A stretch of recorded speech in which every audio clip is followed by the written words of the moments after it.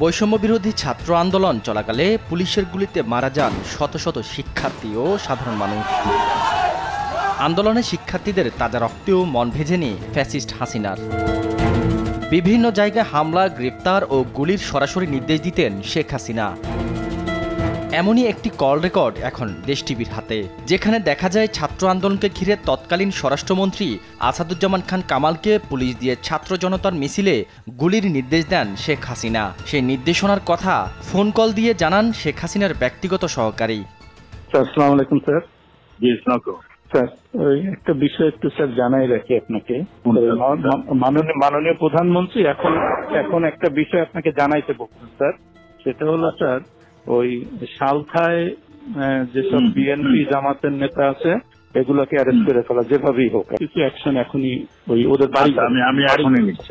আর politically sir ওরা যেহেতু পূর্বে আমাদেরও একই রোল এখন। ওকে, ঠিক আছে। কোনো জায়গায় হামলা হলে সেখানকার বিএনপি জামায়াত নেতাদের বাড়িতে পাল্টা হামলার নির্দেশ দেওয়া হয়। ফ্রম ইওর ইন্টেলিজেন্স সোর্স যে এরপরে যদি কোনো AC land office, UNO office, থানা বা এই জাতীয় কোনো আক্রমণ হয় তাহলে বিএনপি জামাত এবং হেফাজতের ওই নেতাদের বাড়িতে আক্রমণ হবে। কোনো ভূমি অফিসে আগুন দিলে যেন সেখানকার হেফাজত ও বিএনপি জামায়াতের নেতাদের জমির রেকর্ড না দিয়ে সেই জমি দখল করার নির্দেশও দেওয়া হয় স্বৈরাচারের স্বরাষ্ট্রমন্ত্রী কামালকে।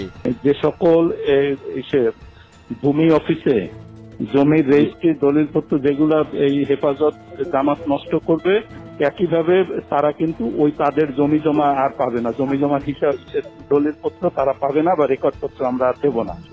ফরিদপুরের সালতায় বিএনপি জামায়াতের সব নেতাকে যে কোনো মূল্যে গ্রেফতারের কড়া নির্দেশ দেওয়া হয় শেখ হাসিনার পক্ষ থেকে। পলিটিক্যালি লোকালি রিয়েক্ট করা, মানে আমাদের ভাঙলে তাদেরও ভাঙবে।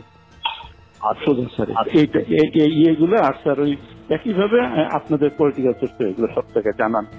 এই সালতায় যেভাবে হোক বেশ কিছু অ্যারেস্ট এখন হয়ে যায় বাড়ি। শুধু তাই নয়, কোন মামলায় কাকে গ্রেফতার করবে, কার নামে চার্জশিট তৈরি করবে সেই নির্দেশনাও বিনা বাক্যে মাথা পেতে নেন সাবেক স্বরাষ্ট্রমন্ত্রী কামাল। না, আমি আচ্ছা আরেকটা জিনিস ওনার সঙ্গে, আমি কি ওই যে ইসের চার্জশিট আজকে হচ্ছে শাফি হুজুরের যে হত্যা, এখানে মামুনের সংশ্লিষ্টটা আমরা এটা খুঁজে পাইনি, কিন্তু বাবুনগরীরটা পাওয়া গেছে। ওনাকে একটু জানাই দিন, তাহলে আমরা চার্জশিটটা রেডি করি। ছাত্র জনতার অভ্যুত্থানে ক্ষমতাচ্যুত শেখ হাসিনা পালিয়ে যাওয়ার পর থেকেই আসাদুজ্জামান খান কামাল লোকচক্ষুর আড়ালে। তাকে অচিরেই গ্রেফতারের দাবিতে এখন সোচ্চার সারা দেশের সাধারণ মানুষ। শাহাদাত নিশাত, দেশ টিভি, ঢাকা।